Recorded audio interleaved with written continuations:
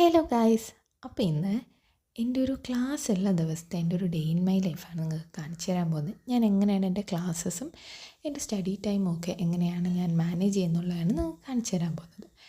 So ഞാൻ രാവിലെ ഒരു 4:30 ആയപ്പോൾ എണീറ്റു. 4:30 എൻ്റെ ഒരു വേക്കപ്പ് ടൈം എന്ന് പറയുന്നത്.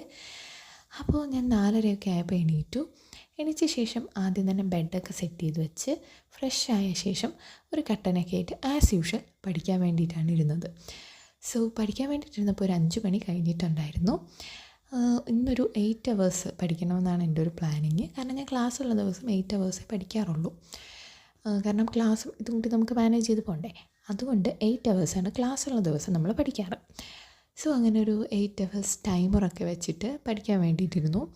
ആദ്യം തന്നെ പഠിക്കാനെടുത്തത് ഇന്നത്തെ എക്സാമിനുള്ള ടോപ്പിക്കാണ്. അതിന് മുന്നേ ഞാൻ എൻ്റെ ടു ഡു ലിസ്റ്റ് ഒന്ന് എഴുതിയിട്ടുണ്ടായിരുന്നേ. ടു ഡു എഴുതി വെച്ചു. അത് കഴിഞ്ഞ് ഇന്നെനിക്ക് ക്ലാസ്സിലെ എക്സാമിനുള്ള ടോപ്പിക്ക്, എനിക്ക് ഗതാഗതം, ആ ടോപ്പിക്കാണ് എക്സാം. എല്ലാ ദിവസവും അങ്ങനെയാണ് ക്ലാസ്സുള്ള ദിവസം. ഡെയിലി എക്സാംസ് ഉള്ളത് കൊണ്ട് തന്നെ ആ എക്സാമിൻ്റെ ടോപ്പിക്കായിരിക്കും ഞാൻ മിക്കവാറും ദിവസവും രാവിലെ എണീറ്റ് പഠിക്കാറ്. അങ്ങനെ ടോപ്പിക്ക് പഠിച്ചു. ഗതാഗതം ടോപ്പിക്ക് ഫുൾ കംപ്ലീറ്റ് ചെയ്തു. ആ ഒരു 18 പേജ് ഉണ്ടായിരുന്നു. അത് ഫുള്ള് പഠിച്ചു. കട്ടനൊക്കെ ഇട്ട് കുടിച്ച് അതിൻ്റെ കൂടെ ഇരുന്ന് അത് ഫുള്ള് ഞാൻ കംപ്ലീറ്റ് ആയിട്ട് നല്ല അടിപൊളിയായിട്ട് പഠിച്ചു. പിന്നെ എൻ്റെ വർഷങ്ങളും നമ്മുടെ NHും വാട്ടർ വേസും ഒക്കെ വരുന്നുണ്ട്. അത് കുറച്ച് കൺഫ്യൂഷൻസ് ഉണ്ടായിരുന്നെങ്കിലും പഠിച്ച് സെറ്റാക്കി എടുത്തു അത്. പിന്നെ അതിൻ്റെ കൂടെ തന്നെ പഠിക്കുന്നതിൻ്റെ കൂടെ ഞാൻ പ്രത്യേകിച്ച് നോട്ടൊന്നും എഴുതിയിട്ടില്ല. കാരണം ക്ലാസ്സിലെ നോട്ട്സ് ഓൾറെഡി ഉണ്ട്.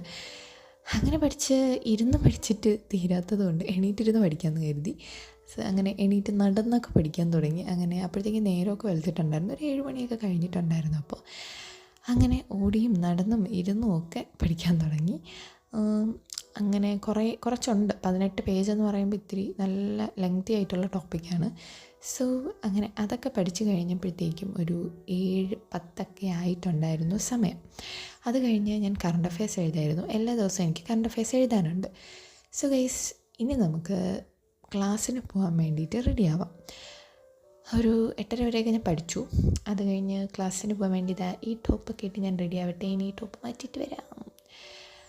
അങ്ങനെ ടോപ്പൊക്കെ മാറ്റി വന്ന് ഞാൻ എൻ്റെ ബുക്കും മറ്റ് സാധനങ്ങളും ഒക്കെ എടുത്ത് വയ്ക്കുകയാണ് ക്ലാസ്സിന് കൊണ്ടുപോകാനുള്ള. അങ്ങനെ ബുക്ക്, പേഴ്സ്, കൊട, അങ്ങനെ ഇതൊക്കെ എടുത്ത് വെച്ച് പിന്നെ ഞാൻ ബ്രേക്ക്ഫാസ്റ്റ് കഴിക്കാൻ വേണ്ടിയിട്ടിരുന്നു. ബ്രേക്ക്ഫാസ്റ്റ് കഴിക്കുന്നതിൻ്റെ കൂടെ ഇങ്ങനെ എടുത്ത് വെച്ച് എനിക്ക് വായിക്കുന്ന ഒരു പരിപാടി ഇപ്പോൾ ഉണ്ട്. കാരണം അവിടെ ചെല്ലുമ്പോൾ ക്വസ്റ്റ്യൻ ചോദിക്കും. അതുകൊണ്ട് അതിന് വേണ്ടി പഠിക്കണമല്ലോ. അതുകൊണ്ട് പെട്ടെന്നൊരു റിവിഷൻ പോലെ വായിക്കാൻ വേണ്ടിയിട്ട് ഇങ്ങനെ ഞാൻ ബ്രേക്ക്ഫാസ്റ്റ് കഴിക്കുന്നതിൻ്റെ കൂടെ എന്നും രാവിലെ ഉള്ളതാണ്.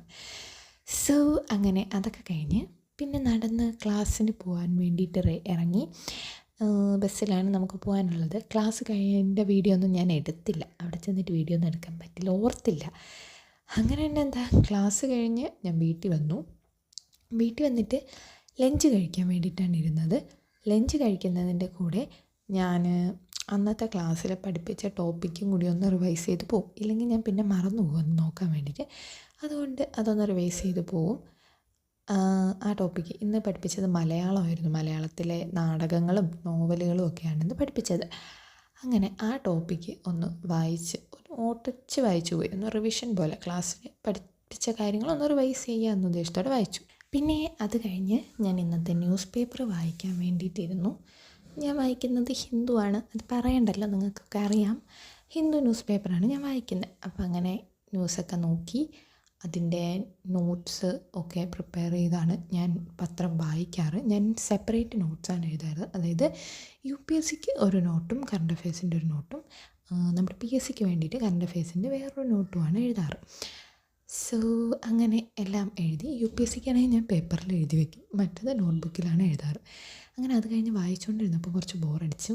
അങ്ങനെ ഞാൻ കുറച്ച് നടക്കാമെന്ന് വിചാരിച്ചിറങ്ങി. അങ്ങനെ നടന്നിട്ട് വന്നപ്പോൾ കുറച്ച് മഞ്ചൊക്കെ മേടിച്ചുകൊണ്ട് വന്നു ഗൈസ്. അത് കഴിഞ്ഞ് വീണ്ടും വന്നിരുന്ന് പത്രം ബാക്കി വായിക്കാൻ വേണ്ടിയിട്ട് തുടങ്ങി.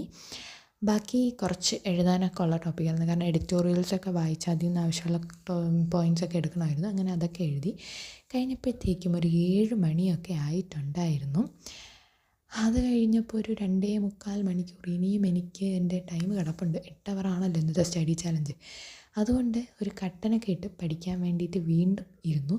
ഇനി പഠിക്കാൻ പോകുന്നത് എക്കണോമിക്സ് ആണ്. ഇന്നത്തെ ടു ഡു ലിസ്റ്റിലുള്ള എക്കണോമിക്സിൻ്റെ 5 ഇയർ പ്ലാൻസും പ്ലാനിങ് കമ്മീഷനും ആ ടോപ്പിക്കൊക്കെ പഠിക്കണം. സോ എൻ്റെ കയ്യിൽ ഓൾറെഡി എൻ്റെ ക്ലാസ് നോട്ട്സ് കുറച്ചുണ്ട്. അതിനോടൊപ്പം റാങ്ക് ഫയലും കൂടി വെച്ചിട്ടാണ് ഞാൻ പഠിക്കാറ്. ക്ലാസ് നോട്ട്സ് തന്നെ നല്ല അടിപൊളി എലാബറേറ്റ് നോട്ടാണ്. എന്നാലും കുറച്ചും കൂടി ഇതിന് വേണ്ടിയിട്ട് ഞാൻ റാങ്ക് ഫയലും കൂടെ യൂസ് ചെയ്യും. കൂടുതലും ഞാൻ ഡിപ്പെൻഡ് ചെയ്യുന്ന ക്ലാസ് നോട്ട്സിനെ തന്നെയാണ്. അതിൻ്റെ കൂടെ റാങ്ക് ഫയലും കൂടെ സൈഡിൽ കൂടെ മറ്റേ പുട്ടിന് തേങ്ങ ഇടും പോലെ കുറച്ചുകൂടെ സൈഡിൽ കൂടെ അതും കൂടി അങ്ങനെ അത് ഫുള്ള് പഠിച്ചു. അത് കുറച്ചുണ്ടായിരുന്നു. ഞാൻ 5 ഇയർ പ്ലാൻസ് ഫുള്ള് പഠിച്ചില്ല.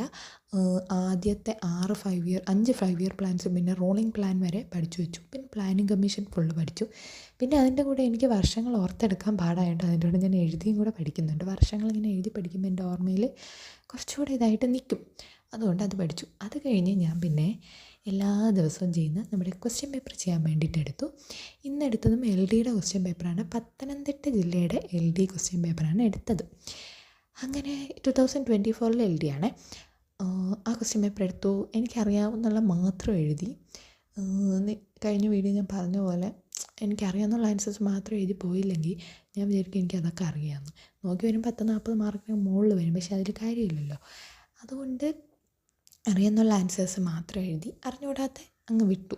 അങ്ങനെ എഴുതി അത് ഫുള്ള് കംപ്ലീറ്റ് ചെയ്ത ശേഷം പിന്നെ ഞാൻ അതിൻ്റെ എക്സ്പ്ലനേഷൻ ഉണ്ടല്ലോ, ഞാൻ അങ്ങനെ പഠിക്കാറുണ്ട്. അതുകൊണ്ട് ആ എക്സ്പ്ലനേഷൻ പഠിക്കാൻ വേണ്ടിയിട്ട് ഞാൻ ഇരുന്നു. അത് കുറച്ചുണ്ടായിരുന്നു. ഞാൻ എല്ലാം മൊത്തത്തിൽ പഠിക്കത്തില്ല. ഒരു 5-6 ക്വസ്റ്റ്യനൊക്കെ ഒരു ദിവസം അങ്ങനെ. ഇപ്പോഴും ഞാൻ അങ്ങ് കുറേ ബാക്കിൽ കിടക്കുന്നേ ഉള്ളൂ. ഇന്നത്തെ ക്വസ്റ്റ്യൻ പേപ്പറിൻ്റെ എല്ലാം പഠിക്കുന്നത്. അതുകൊണ്ട് കുറച്ചേ പഠിക്കൂ. ഒരുമിച്ച് പഠിച്ചു കഴിഞ്ഞാൽ നമ്മുടെ തലയിലൊന്നും നിൽക്കില്ല. അതുകൊണ്ട് കുറേശ്ശെ ആ ടോപ്പിക്കും കൂടി പഠിക്കും. ഇന്ന് ഒരു 5 ക്വസ്റ്റ്യൻ ഇന്ന് നോക്കിയിട്ടുണ്ടായിരുന്നു. ആ 5 ക്വസ്റ്റ്യൻ്റെ റിലേറ്റഡ് ഫാക്ട്സും അതിൻ്റെ എക്സ്പ്ലനേഷനും അതുമായിട്ട് ബന്ധപ്പെട്ട ടോപ്പിക്സ് കാര്യങ്ങളും എല്ലാം അങ്ങനെ അതിൽ നോക്കും. സോ ഗൈസ്, അപ്പോൾ ഇന്നത്തെ ദിവസം അങ്ങനെ കംപ്ലീറ്റ് ആയിട്ടുണ്ട്. എൻ്റെ 8 അവേഴ്സൊക്കെ കംപ്ലീറ്റ് ആയി. 8 അവേഴ്സൊക്കെ കഴിഞ്ഞു. അങ്ങനെ പഠിച്ച് കഴിഞ്ഞിട്ടുണ്ട് ഞാൻ. സമയം ഇപ്പോൾ ഒരു 10-10:45 ആയിട്ടുണ്ട്.